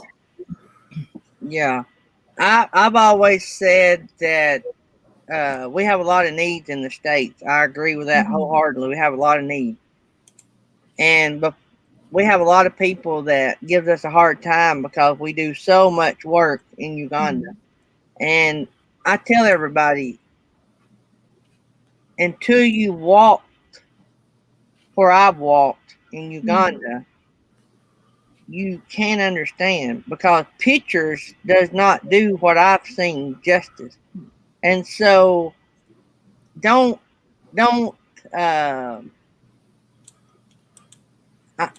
there's not really a nice way of saying it. You don't know what you're talking about until you walk it. And I do know that we have a lot of needs here, but until you've been to a country that is totally different than anything we've ever seen, you don't know how hard it is to help. We help people all over the globe, and we do a lot of work right here in our own area. But there's something to be said about going to a place that has no help, where we're in a country that is full of help. Yeah. Government agencies, churches, tons of help. And I just say experience it first and then make your decision then. For sure. I think everybody needs to go to a place like Uganda or Haiti. I think everybody does. I mean, Christians or non-Christians alike. Yeah, They need to go. Your view broader. Yeah. So Like there are people in Niger who like wouldn't meet a Christian for their entire life, right? Like that's so different from here, where probably your grandma's saved, or probably like the kid in your class is saved, and you'll hear the gospel at some point in your life, or many times in your life, and you can just walk into a church. But there are some places where walking to a church would be reason for people to execute you. Like it's a different world. It's a different world in many places. And like for me, I believe, well, I just think that this is the truth. Yeah. That you need to know Christ in order to be saved. There's people that never met there's kids that never met a white person. I know that because I've experienced it. Mzungus is what they call us in Uganda. And we'll be going deep into the bush. We call it the woods here in the South, but deep into the bush to the villages, and the kids will actually run in fear from a white man because they'd never seen a white man. Yeah. And they'll be screaming, Mzungus, Mzungus. It's real. If they've never seen a white man, how much of anything have they ever seen? Mm-hmm. Yeah. So it's a different time, and it's a different world. So I admire people that take up the courage and go. And as soon as I heard, if you get a chance, go back and you may have already watched some of my Uganda videos, but I should. It'll get you a little feel about what we see and what we do. But I can't wait to be a part of what you're doing. Yeah, people don't understand. Those folks have to walk miles to get a drink of water. You know. Yeah, so different. Like with your wells and stuff. I don't know if that's going to be the case in your area. Is it modern? Like because it is in the city, it is more modern. There will be a lot of poverty in the city, but yeah, it's still quite different, I think, from in a village like that's far away from anything. I think people will be a little more aware of like the Western world and things like that. But I think eventually, like, I will be going to the places that are more rural and just more in the bush. Kampala, the capital city, if you would call it that, is more modern, but yet so far behind of anything that we would call, like, the roads are horrible, the infrastructure is terrible.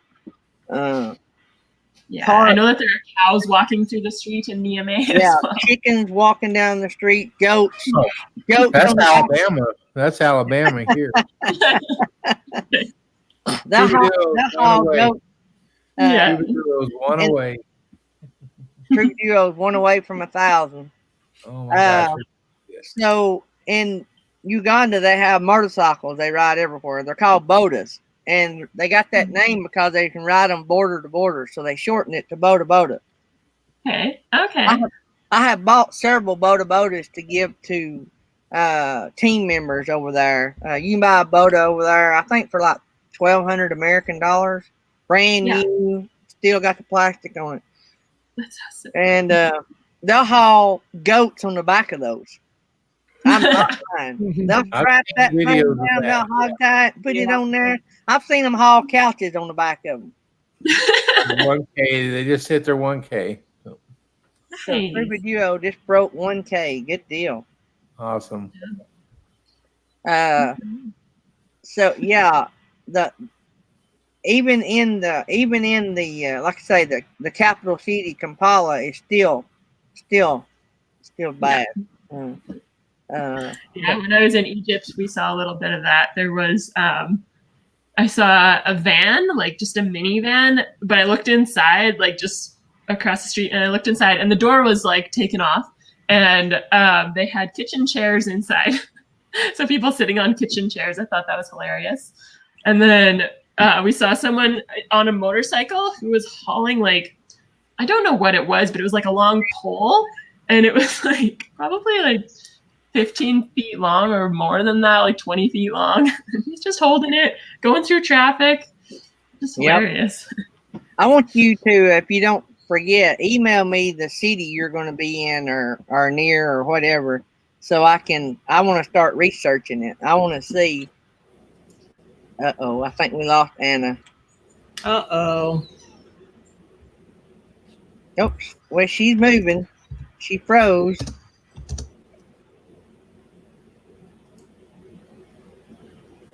I think we lost Anna. She lost her connection. They'll give her a second. Maybe she'll get it working and come back. Yeah, is Troubadour in the house? I don't think so. I haven't seen him this morning. So, hey, everybody, don't forget K&R Destinations has got a great show tonight. What time do they come on, guys? 5 o'clock, I think. Isn't it 5? Is it 5 Central? Or- 5 Central. Yeah. So 6 Eastern. They are going to have one awesome show tonight and a premiere, and I'm hearing that it is going to be epic. And That's what I heard.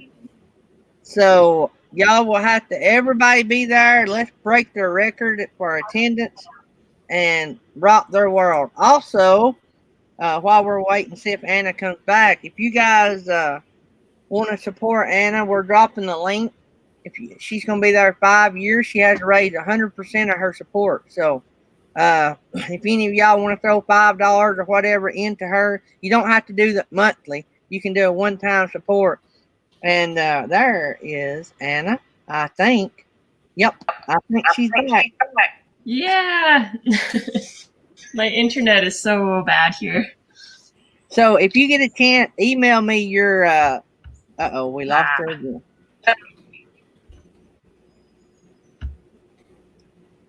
Yep, we may have lost her for good. The internet might have kicked out. She might as well get used to that. I bet she don't. Oh, have there good she is internet. back. There she is. There she's back. So I think we got you now, Anna. Or not. Or Nope. not.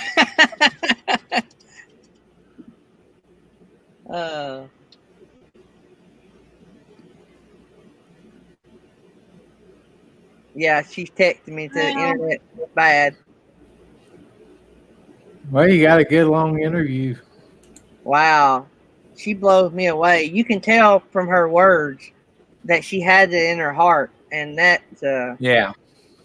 that means a lot.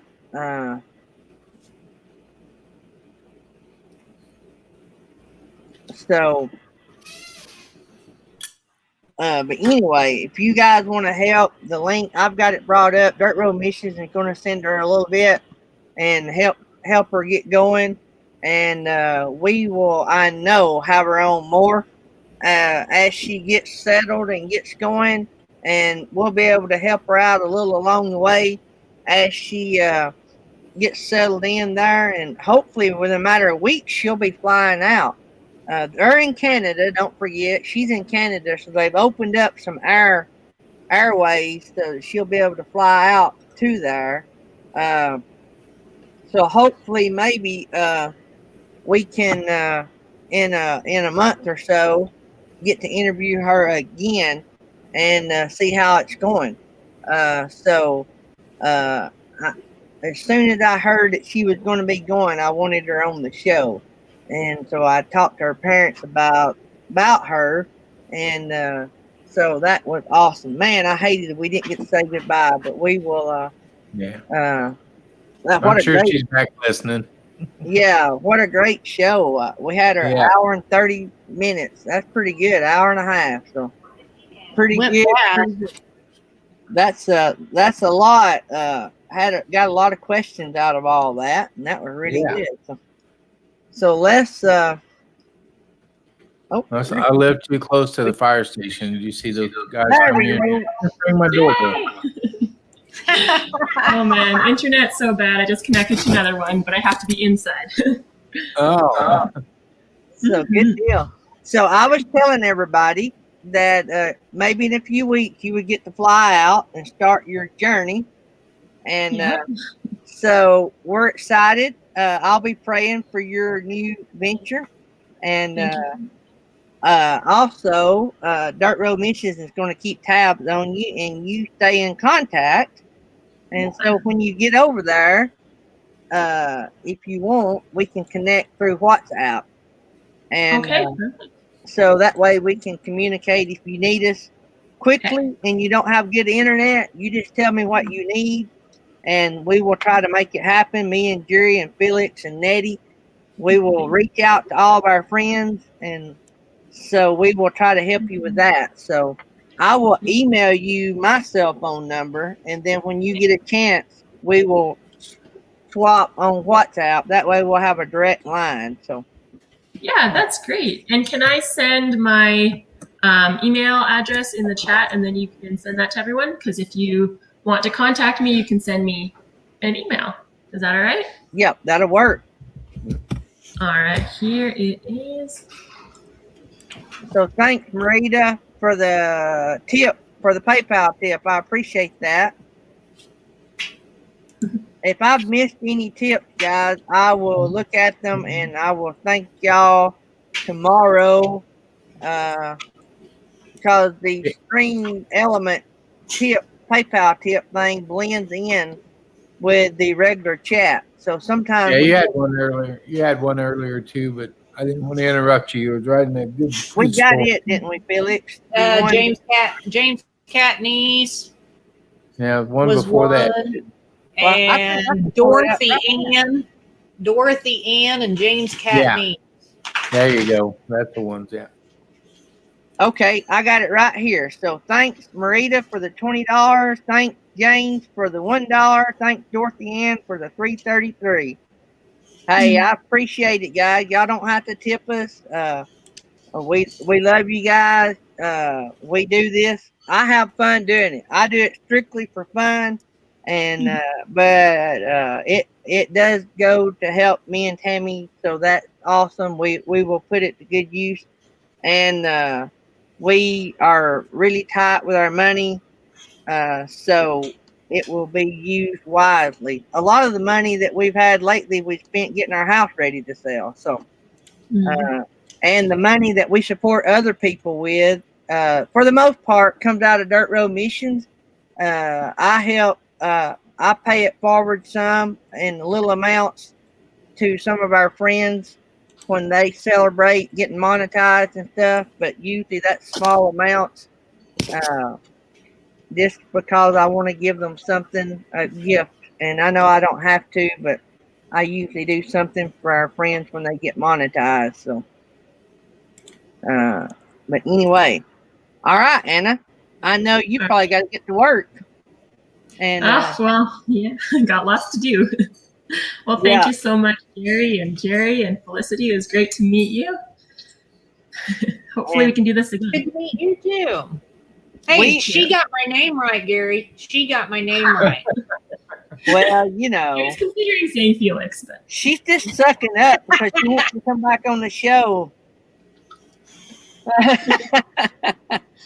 So, no kidding. Our channel wants to help.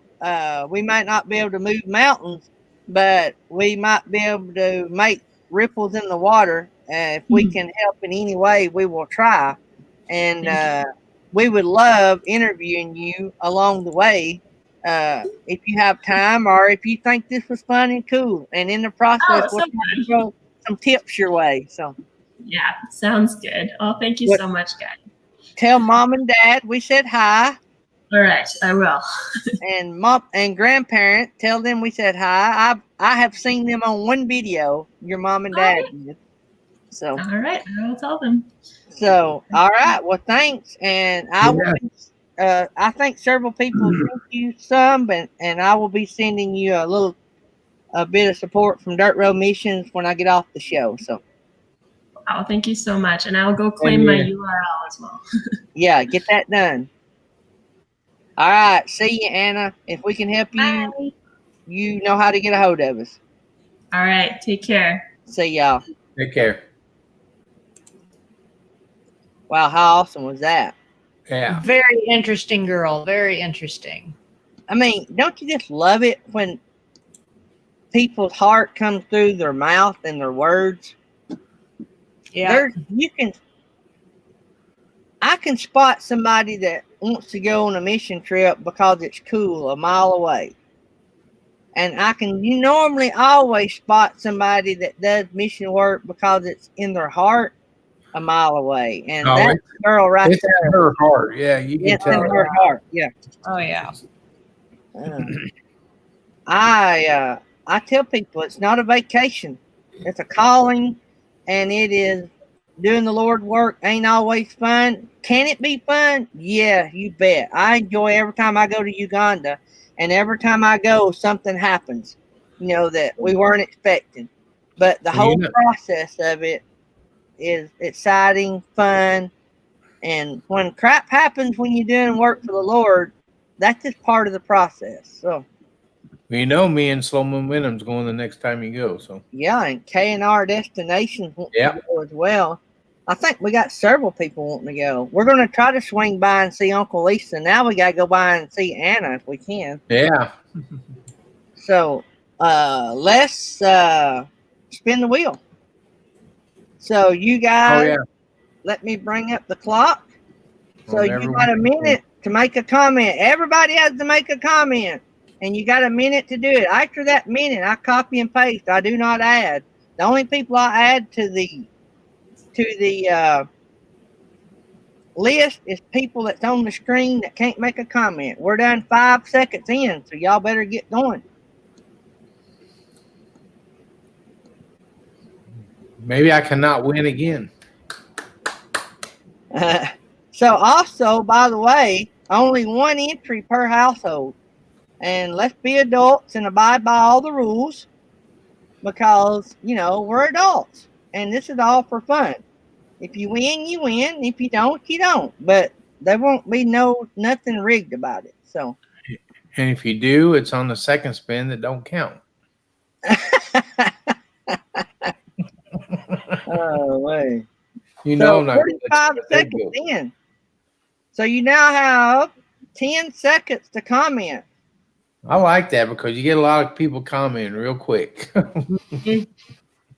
3 seconds, 2, 1. All right, that is it. And so let me go over here. Participants. And copy. And go over here to paste. And take my name out. And take stream elements out.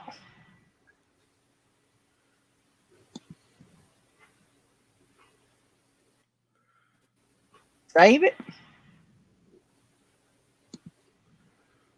Shuffle it. And spin it.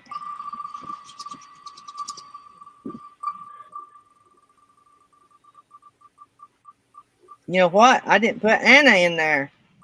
I will put her in. She was on the screen, and she's probably still in the chat. Linda Barker, winner number 1.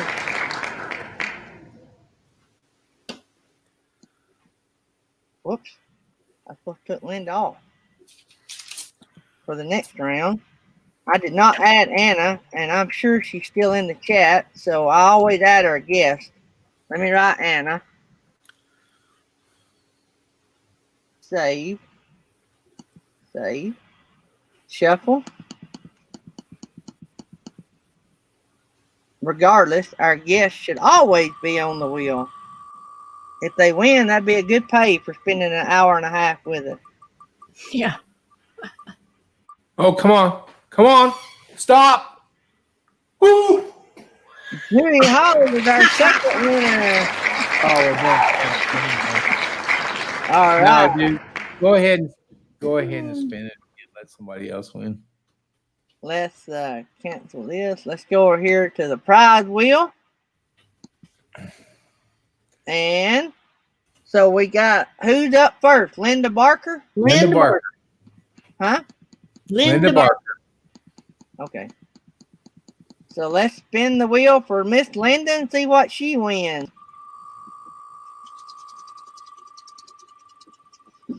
Thanks, everyone. First time I've ever won. Well, second time. First time. Oh, come on. No, not the daydream sticker. No, Give me prize, Linda Barker. that was close. Yeah, that was close to a good deal to a whammy in just a Yep. matter of All right, centimeters. we got to know what Linda wants before I can spin the wheel again. Linda, what is it that you want on the wheel? Texas Family Camping said they would pick a daydream sticker. Well, I have to think between me and Happy Place Camping, we can accommodate them. So Linda Barker, we got a Rayleigh Creative travel mug, Vizzo travel mug, light up dog leash, bandana and sign, some artwork by Rhonda D, pendant by Mary Jones, daydream sticker, a necklace jewelry set by Rhonda D, a sock snowman by Mary Jones, the Geary and the Bear package, a custom camp sign, daydream sticker, artwork by Artist on the Road, $25 Roasters Marketplace gift card, a photo that was made by Lily on a canvas, $10 Amazon card, a Johnny Journey coffee mug with a daydream logo, and okay, She wants the snowman. Linda Barker wants the snowman. All right, let me go up here and take that off the wheel. Sock Snowman by Mary Jones. All right. So let me take that off. Linda Barker, contact Mary Jones for that prize. I'll take it off mine too, Mary. All right. So now we're spinning for Jerry Holly. Daydream sticker. Daydream sticker. No, you want the Gear in the Bear package, don't you? Well, I just need the mug. I got you don't have the mug on the wheel. Oh, man. You know what? I got one mug. Let's put a mug on the wheel. There you go. I can't do that now. It'd be unfair to Linda. I'll put one on tomorrow. I'll never win again. Do what? I'll never win again. Yeah, but doesn't the Geary and the Bear package come with a mug now? No, it was a magnet. No, it comes with a magnet. Never mind. I can't hardly add a prize to the wheel after I spun it for Linda. That wouldn't be fair. I already got the package. I just need the mug.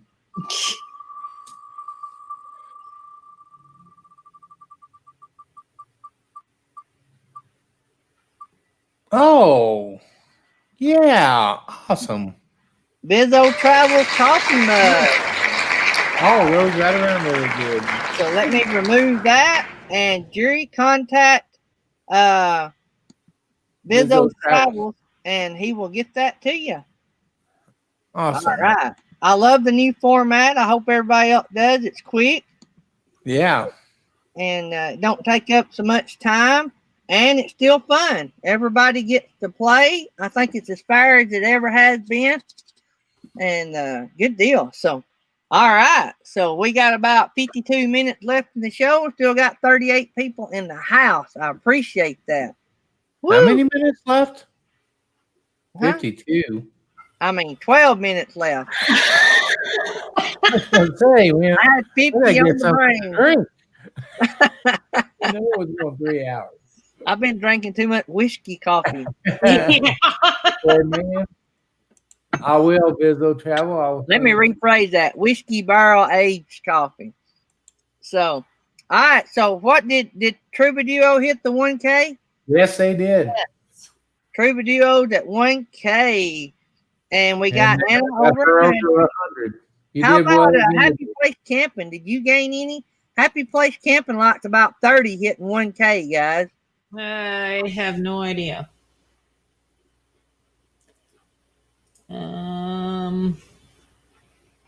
Jerry Holly, 32 away. Jerry Holly, I think Mary Jones wanted you to keep the snowman on your wheel. Oh, I'm sorry. I was emailing Bizzo. Okay. Well, okay. Thank you very much, Mary. And Bizzo told me to leave his on the wheel. So I will add that.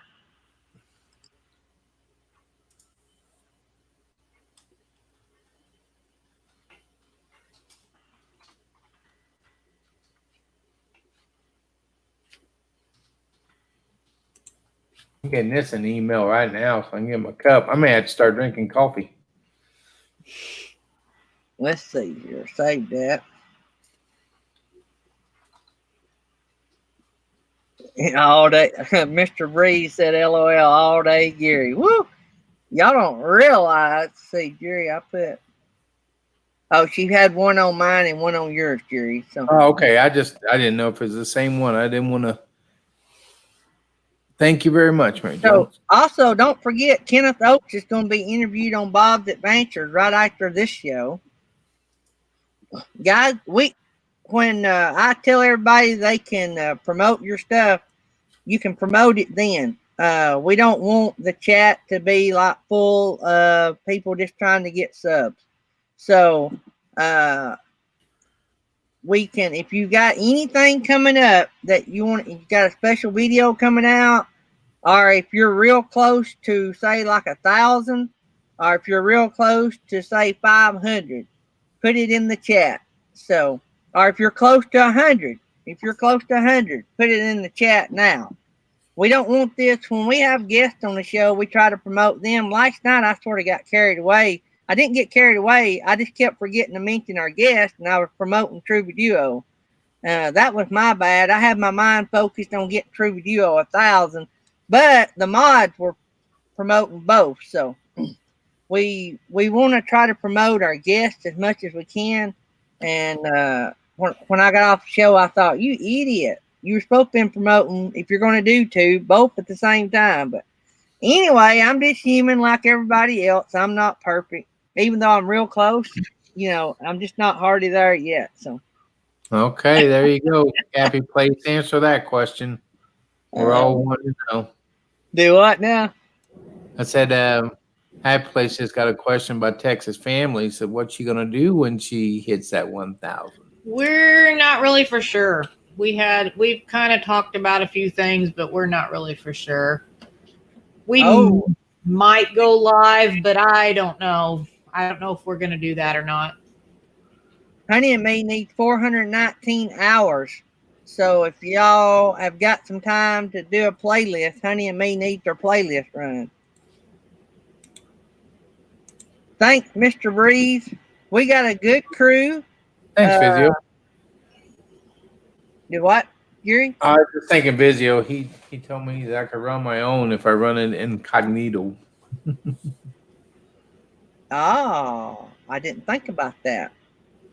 Did you hear that, Honey and me? Interesting. Vizzo said if you run your own playlist on an incognito tab, it counts. I haven't got posted from Tuesday yet, but I'm at 396 right now left. So I figured I'd get 30 or 40 off a Tuesday night show. Jerry Holly needs his playlist run too. I keep forgetting about Thank you, Honey and me. I keep thinking Jerry Holly's already monetized for some reason. Yeah, No, I've been dropping his links. Don't worry about it. Yes. That's why I have a good team around me, because I am airhead. Well, you haven't sent me no money, so that should give you a good idea that I'm not monetized. Yeah, we can drink that coffee. Yeah. I'm just giving you a hard time. When do you got to shave, by the way? That thing's getting pretty scruffy. I got to shave the first day of the month, and then I go 6 months. I don't know if I'll be able to live up to that. Can y'all see how much this is in 3? Yeah, it's looking pretty shaggy. 3 more months. I don't know about that. Are you shaving live on the air again? No, I'm just gonna. Well, I'll have to do a video. I think shaving raised money for a vet organization. Yeah. And so, I think I can put up with 6 months of. Just scratch it. You'll be all right. Mine don't itch.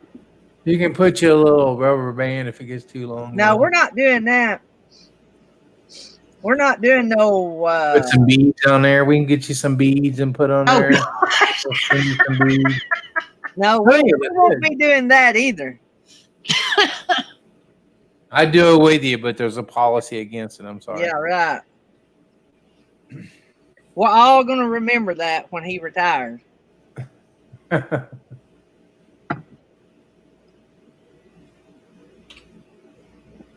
Oh, me. We got about 5 more minutes and we're going to raid Bob's Adventure. Don't forget, if y'all want to help Anna out, there is a link somewhere in the chat to help Anna out on her fundraising she needs to stay afloat while she is doing her mission work. I hit her up already, so hopefully it helps. Kenneth Oaks has got 1,215 watch hours. Way to go, Kenneth. Wow. That's Nice job, Kenneth. That's about where we're at, around 1,200 watch hours.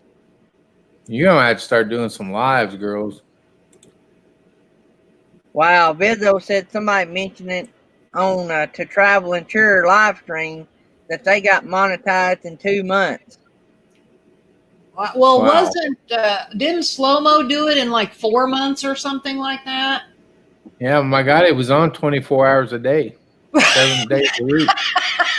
Right. But I didn't mind it because I saw a lot of country I probably never see through his windshield. Still he had to get the subscribers, though. Yeah. I mean, well, he would stop at Sonic and harass kids to. Yeah, poor little Mormon kids. Yeah, cooking on them. They probably don't even have a computer at home. Yeah, he probably bought them a computer just so they could subscribe to him. So Slow-Mo's got good. When he does live from the road, those are some of the best ones. Oh, I can sit and watch or sit and listen. I'll have it usually running on one screen while I'm still working on the other one, just because he went by Mount Hood that time, and I've never seen Mount Hood. That was incredible. I know that was my favorite of all the ones. Yeah, mine too. And if y'all don't have Slow Momentum, y'all need him. He's good friends with Willie Ray. Willie Ray is hilarious. Willie Ray is a mess. I'm a little disappointed that Willie Ray didn't show up for my party. You know what? Yeah, that's right. He probably owes you a special visit. Maybe you can interview him one morning. I have been working on that, and that has not come to pass yet. I had Loudmouth from the Art of RVing. Oh yeah, Gus. Gus, I had him on my show, on my party the other night. Did y'all see that? Yeah, I saw that, but I, really haven't been missing it. I missed a lot of you guys, but I really haven't been missing Gus. So. Yeah.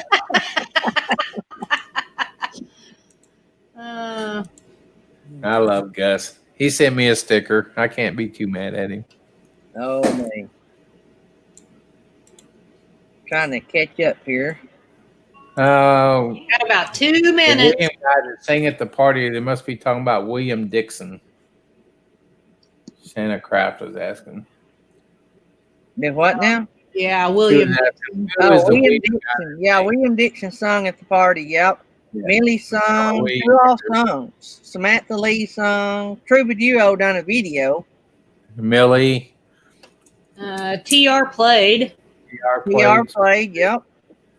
You had Millie sing. So there. Millie. Oh, Captain Jack Scrapple. Oh, yeah. Oh, by the way, before I forget, if any of you guys want to sponsor a prize on the wheel, your name goes into the wheel sponsor chat, and it gets shown about every 17, 18 minutes in the chat. So you get shout outs in the chat. And we need some wheel sponsors right now. We're getting a little slim with prizes. So you can't do just your channel sticker, but you could do like your channel sticker and a $5 Amazon card, or you can do, we've got $10, $20, whatever you want to do, you do. Just whatever you donate, you have to ship it to the person within the states. If it's outside the states, they have to help with the shipping, or contact me and I'll try to help with the shipping if it's not too terrible amount of money. So we do have, I have a lot of Canadian subscribers on our channel. I got a new one here a couple of days ago. So I sent that, Bizzo. I hope you got it. I just resent it. So sorry. Anyway, if you want to be a wheel sponsor, just email me, daydreamaboutnicething@gmail.com. I heard Happy Place Camping had some Daydream stickers to put on there. Can you do it like a package of 4 or 9? All right, we got to go. That's it. Love you guys. See y'all tomorrow. Yeah. Tomorrow, Van. Yeah, take care.